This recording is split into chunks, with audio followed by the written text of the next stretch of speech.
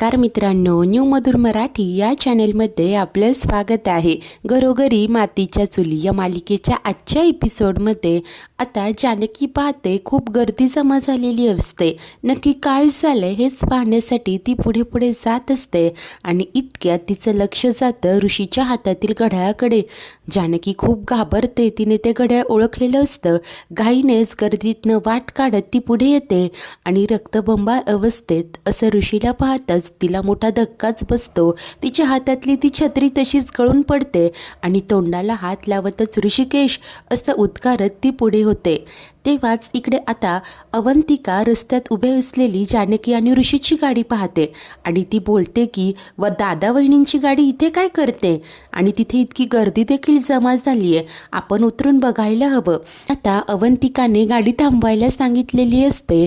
तेव्हाच ऐश्वर्याला देखील प्रश्न पडलेला असतो की या शर्वरीने सगळ्यांना घेऊन मला बाहेर का पाठवलं असेल।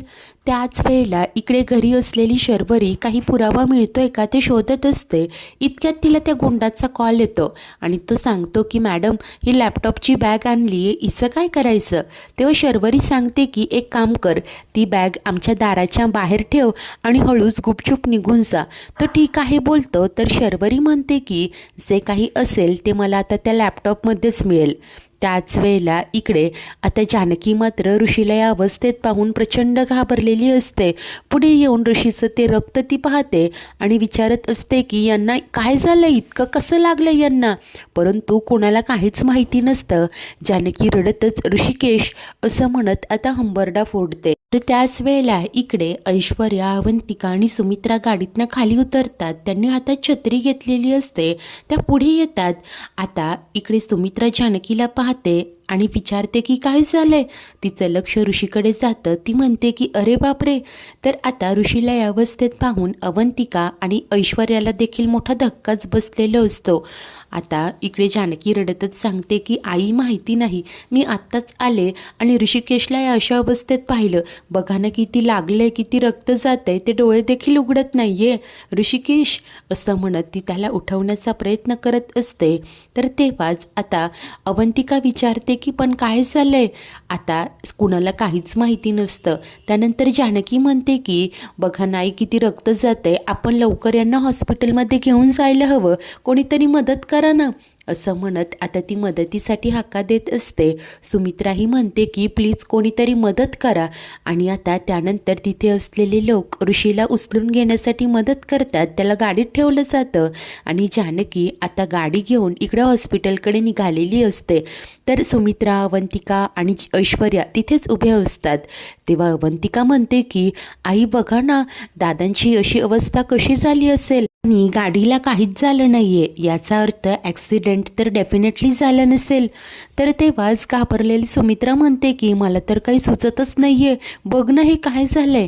तेव्हा अवंतिका म्हणते की आई तुम्ही पॅनिक नका होऊ, थोडं धीर ठेवा। त्या सर्वात आधी त्या हॉस्पिटलला जाण्याचं ठरवतात।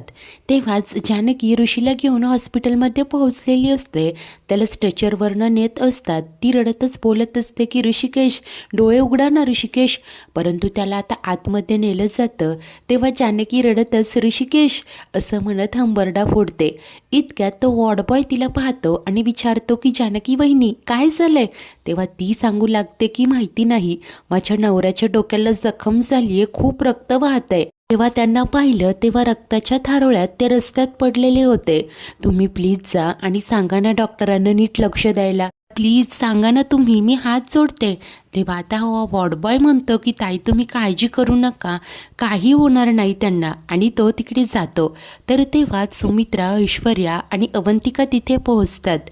जानकीकडे येतात। सुमित्रा विचारते की जानकी अगं काय झालंय, ऋषिकेश कुठे आणि नक्की काय झालं।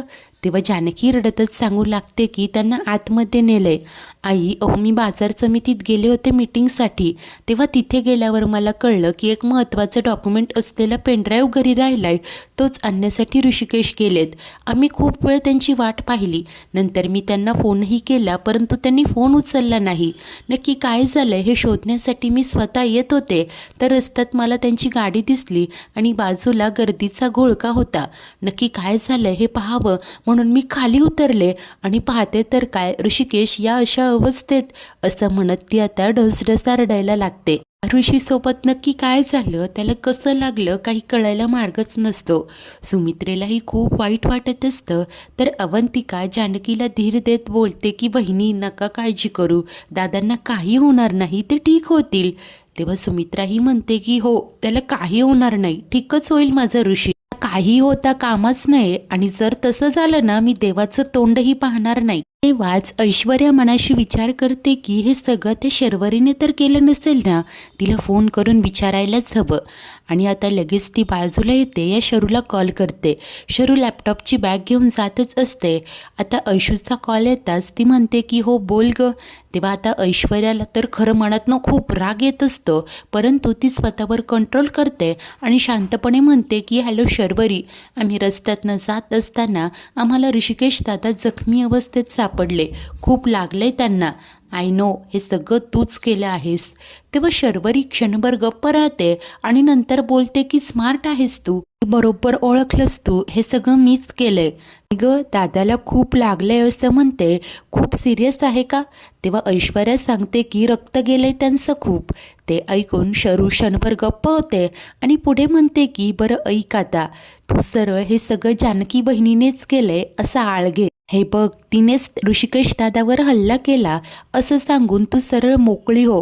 हे बघ, आता मी तुला एक माणूस देते, तो हे सांगेल की जानकीनेच त्याला पैसे दिले होते हे सगळं करण्यासाठी, असं म्हणत या शरूने आता जाळं विणलेलं असतं.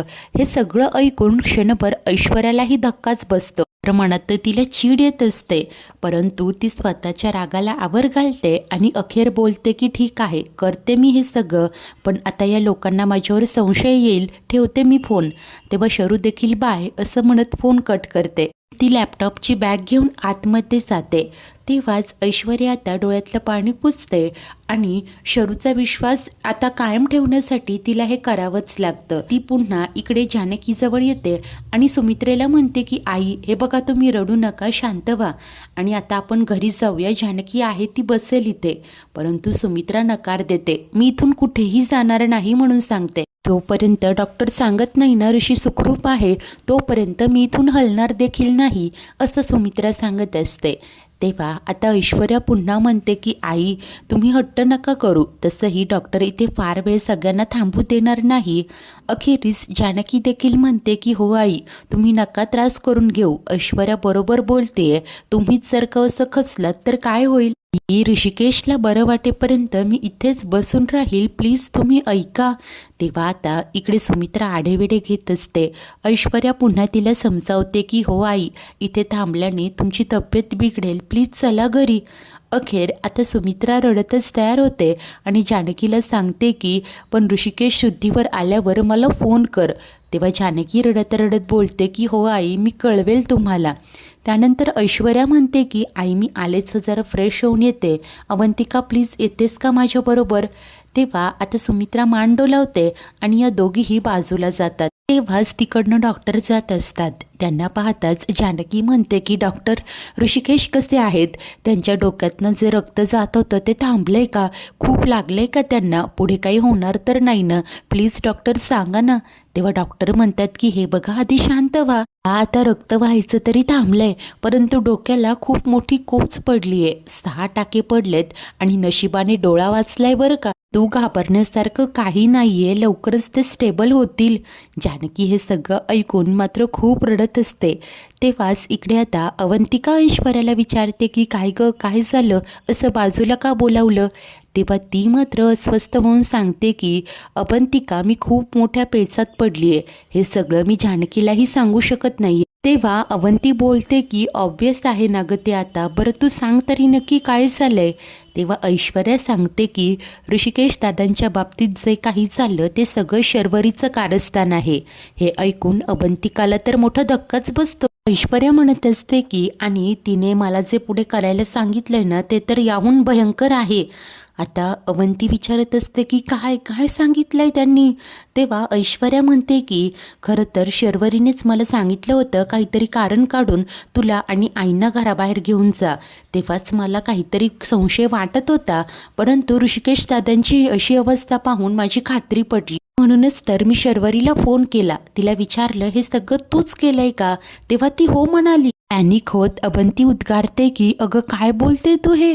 तेव्हा ऐशू सांगत असते की होय, आणि त्यानंतर तिने मला सांगितलं की हे सगळं जानकीने केलंय असं सगळ्यांना सांग. जानकीनेच त्या गुंडांना बोलावलं, त्यांना पैसे दिले आणि ऋषिकेश दादांना मारायला सांगितलं. मी करू तरी काय? मला नाही कळत आहे. मी कसं सांगू की हे सगळं जानकीने करायला सांगितलंय म्हणून? नाही, मी नाही करू शकत. ऐश्वर्याला काहीही कळेनसं झालेलं असतं. ती मोठ्या पेचात पडलेली असते. जर हे नाही केलं तर शर्वरीचा विश्वास उडेल.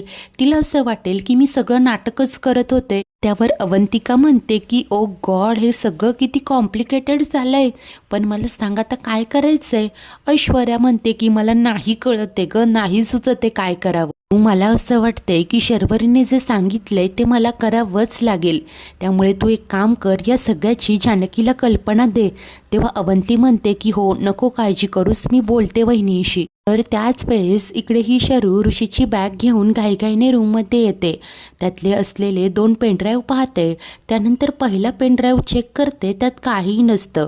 पुन्हा दुसरा पेनड्राईव्ह कनेक्ट करते आणि तोंडालाच हात लावते, कारण तिला ते फुटेज दिसत असतं. आता ती खूप घाबरते. सगळं काही त्यात स्पष्टच दिसत असतं, कशाप्रकारे तोंडावर ओढणी घेऊन तिने हॉस्पिटलमध्ये एंट्री वगैरे घेतली ते. त्यानंतर ती बोलते की ज्या अर्थी हे फुटेज दादाच्या हाती लागलं, त्या अर्थी मी डिलीट करून देखील ते रिकवर झालंय. काही करून हे सगळं परमनंटली डिलीट करायला हवं, आणि ती ते डिलीट करते सुद्धा. त्यानंतर लगेच ती कोणाला तरी कॉल करते आणि सांगते की ऐक रे, हॉस्पिटलमधील CCTV फुटेजचा अख्खा डेटा डिलीट करायचा. तर म्हणते हार्ड डिस्कच क्रॅश करून टाक. बरं ठीक आहे, जे हवंय ते ठेव, परंतु बाकी सगळं मला डिलीट करून हवं. आज ताबडतोब हे सगळं लगेच झालं पाहिजे आणि कळव मला, असं ती चुटक्या वाजवत समोरच्याला दम देत असते आणि त्यानंतर ठेव फोन असं बोलून फोन कट करते. नंतर शरू वैतागत बोलते की ही एवढी हात धुवून का लागली आहे माझ्या मागे? ठीक आहे, कर तुला हवंय ते, पण मी देखील शर्वरी आहे शर्वरी. अगं बिचारी झाली आहेस का तू जानकी आता? अगं मला हलक्यात घेत होतीस ना तू, पण मी देखील शर्वरी आहे शर्वरी. ज्या पुराव्यांच्या जीवावर तू उड्या मारत होतीस ना, तो पुरावाच मी आता डिलीट करून टाकलाय. अगं या जानकीचा या शर्वरी समोर कधीच निभाव लागणार नाही, ही गोष्ट नेहमी लक्षात ठेवायची. त्याच वेळेला इकडे जानकी व सुमित्रा आता ऋषीजवळ आलेले असतात. तो डोळे बंद करून निश्चित पडलेला असतो. सुमित्रा हळहळ करत म्हणते की असं कसं झालं असेल ग जानकी? ॲक्सिडेंट म्हणावा तर गाडीला काहीच लागलं नाहीये. आणि इतक्यात मागणं ऐश्वर्या येते आणि सांगते की गुंडांनी मारलंय त्यांना. जानकी आश्चर्याने विचारते की पण गुंड का मारतील त्यांना?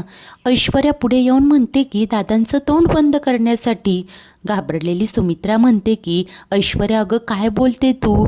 तेव्हा ती सांगते की हो आई, बरोबर तेच बोलते मी, आणि दादांच्या बाबतीत हे जे कोणी केलंय तो गुन्हेगार तुमच्या समोर आहे. आणि तिच्या बोलण्याचा रोख जानकीकडे असतो. इतक्यात अवंतिका देखील आतमध्ये येते आणि आता ती देखील ऐश्वर्याची नाटकात साथ देत म्हणते की अगं काय बोलते तू? शुद्धीत तर आहेस ना? हे काय बोलते आणि कुणाबद्दल बोलते तू? तेव्हा ऐश्वर्या सांगते की जानकीबद्दल बोलते मी. आता सुमित्रा धक्क्याने उभी राहते, जानकीलाही धक्काच बसतो. तर ही ऐश्वर्या मात्र सांगत असते की होय, जे आहे तेच सांगते. तर अवंतिका तिला गप्प करत म्हणते की अगं इनफ, काय बोलते? ऐश्वर्या तिला काही म्हणणार तेच जानकी तिला सांगते की ऐश्वर्या पुरे आता इथे हॉस्पिटलमध्ये तमाशा नको करूस. ऋषिकेशची अवस्था तरी बघ, त्यांच्या अवस्थेचा विचार करून गप्प बस.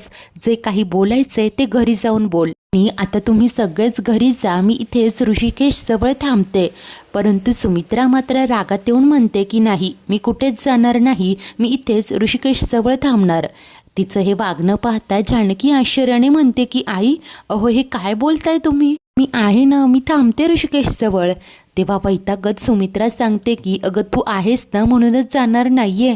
आणि तिने आता जानकीवर अविश्वास दाखवलेला असतो. भीती वाटत असते की आम्ही गेल्यानंतर तू जर का ऋषिकेशला काही केलं तर.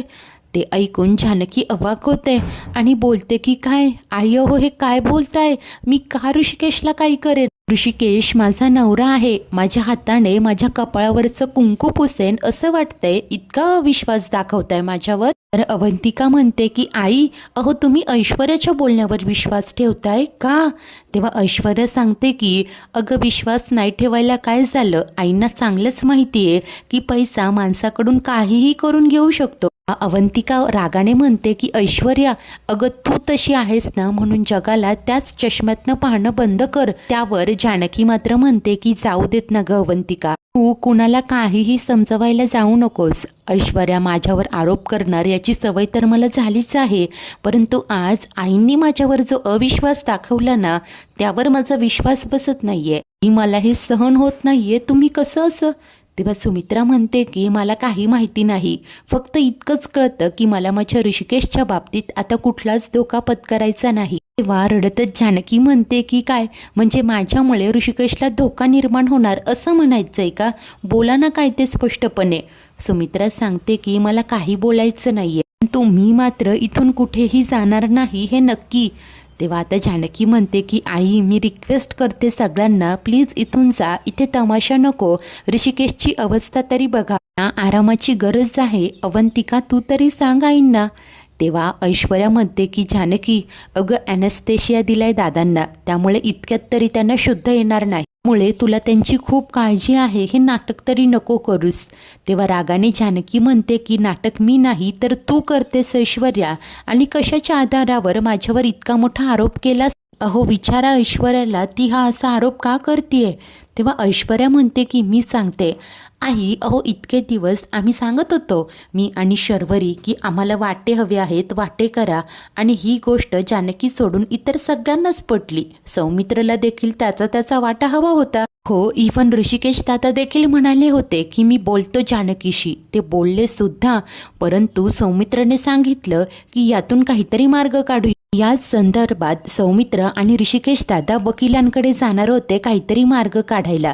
ते तिला माहिती होतं आणि हे तिला खटकलं. म्हणूनच तर मुद्दामहून तिने ऋषिकेश दादांना मारायला गुंड पाठवले आणि हे असं जखमी केलंय त्यांना. अशी आता मनगडत कहाणी रचून ऐश्वर्या सुमित्रेला सांगू लागते. तर जानकी मात्र मनाशी विचार करते की ऐश्वर्या हे असं का बोलतेय? ती बोलते म्हणजे नक्कीच यामागे काहीतरी कारण असणार, आणि हे आता उघड आहे की या सगळ्यामागे शर्वरीचाच हात आहे. त्याचाच अर्थ ते गुंड शर्वरी वंशांनी, आणि आता ऐश्वर्या कर्वे त्या माझ्यावर आरोप करताय. सगळं काही आता जानकीला कोडं उलगडलेलं असतं.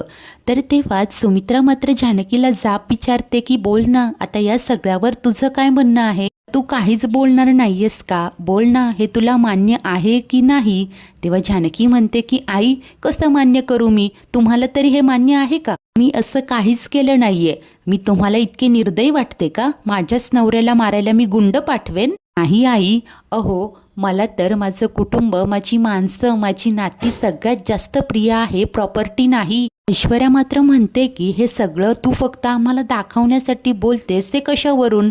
तेव्हा आता जानकी रागाने म्हणते की बस, आता जर तोंडातून एकही शब्द काढलास तर याद रख, खरं तर हे सगळं तू केलंय. फक्त तू नाही तर यामागे शर्वरी वंश सुद्धा आहेत. हे ऐकताच सुमित्रेचा राग अनावर होतो आणि जानकी असं म्हणत ती तिच्या कानाखाली मारणार असते, परंतु इतक्यात कोणीतरी येतं आणि सुमित्रेचा हात पकडत तिला अडवतं.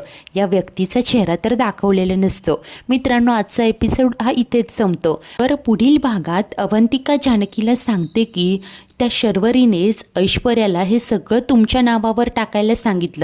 जानकी म्हणते की शर्वरी वंशांचं डोकं साधं सुद्धा नाहीये, खूप पुढचा विचार करताय त्या.